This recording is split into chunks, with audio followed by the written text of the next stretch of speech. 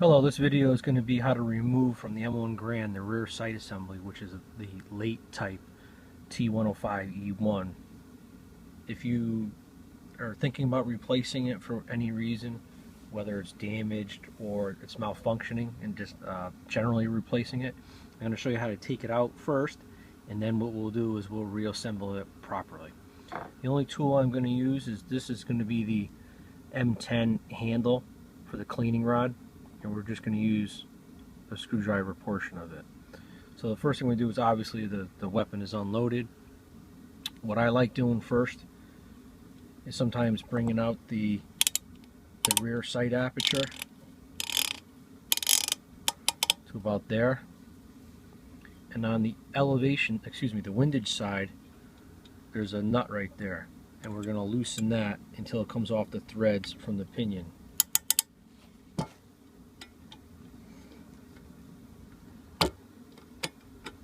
As you're undoing it, you should be able to feel some spring tension going, and once it's free, you should hear a little pop like that, and it will sit loosely inside the windage knob.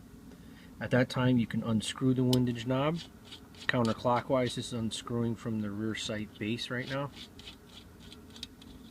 and it should come straight out. And if you notice and look carefully, at this point right here, there's a flat side, and there's the semicircle on the opposite side. When we put this back together, this is going to be an important part. After that's done, the rear sight pinion should come straight out, which is the elevation side of the house. Put everything to the side. Now before, when I told you I elevate this, there's a reason. I want to get the rear cover, which is basically a spring, the rear sight base, and everything off. If you take this out and try to do it, it can be cumbersome. So I leave it in.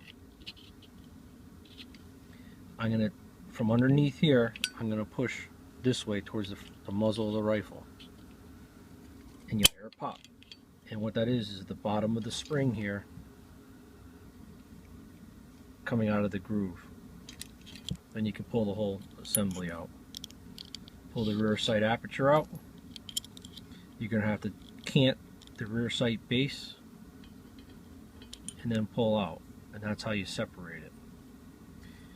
At this time, you want to make sure everything's clean. This groove needs to be clean. Your cutouts, and also your areas where the nipple off of the elevation is clean, as well as the landings here for the windage. There's also on the inside over here a groove, right here, that should be also cleaned. Now we're going to reassemble. The first thing we do is in the reverse process, taking the rear sight cover, passing the rear sight base through, and then hooking it down.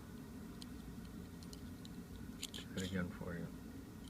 You can't do this when it's installed on the rifle, because this angle that's needed will bind here. That's why I use the rear sight aperture. Now to put it together, front sight of the cover towards the forward area, and then right here you'll notice that the spring is farther out than the groove. And to get that in, we use our M10 tool, and all it's going to do is at the very bottom of the spring, I'm going to push inward until it catches the groove. I'm also, with my left hand, I'm going to hold the spring so nothing pops out. And you'll hear a distinct click.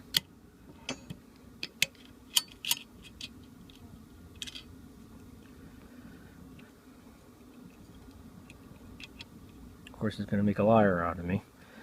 If you have another tool that's not fitting, a flathead screwdriver will work good.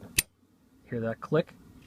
The rear sight base will be loose and rattle, but you'll notice it's seated properly. After that, take your rear sight aperture, slide it in, make sure that the teeth and the tracks are nice and clean, as well as the cuts within the rear sight base. I keep mine out just a little bit. Now, if you're looking the hole is usually off-centered, and you have to be very careful regarding that. There's the teeth moving through for the rear sight aperture. We might have to adjust the rear sight base inside the hole to make sure that we get our pinion through properly. Now what I do is, my flat side I usually put upward, so it's at the 12 o'clock. Wiggle it around a little bit. Sometimes you have a space. See that spring tension there? Now it's seated. My flat part is up. Now this is probably the most important thing. If you look through here, right there, you see that flat side? Make sure you know where it is. So I know at this, there's two landings. Here's the nipple part on the top. I gotta have that on the top to properly align it. Now I'm gonna put it on to my pinion. I'm gonna have to push forward again also. And I'm squeezing together here, both of these pieces at once to get them close.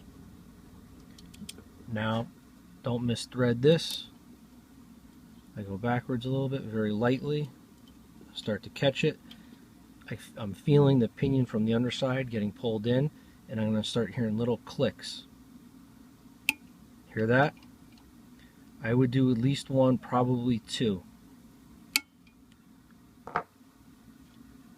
It's together now, but it's not tuned properly. If you look closely, we have a huge difference with our rear sight base here, where the ear is to the left next to the elevation. But look at this huge gap here. We need to bring this over. The threads at the end of the windage knob need to be threaded into the rear sight base. So what we're going to do is just turn it clockwise, and you'll start seeing it grab it, and it's going up now, or to the right. I put it in the approximate area. This is very loose right now. It's an approximate area where I want it. Now I'm going to tighten it one more click. Check it. Pretty tight. Pretty tight if I want to just for zeroing. But once it's zeroed, I would even do one more heavy click. When I'm doing the elevation, I'm also pulling out so I don't strip out that nipple off there. You can hear the differences in the sounds. If I pull a little bit versus not, that's how you wear them out quicker, and you don't want that. Your rear sight aperture should not move around. If it does, this screw needs to be tightened. Okay, this can be loosened here, and it'll make some slop in there. You don't want that. Make sure this is tightened up. That's how you install and then disassemble the rear sight from the M1 Garand.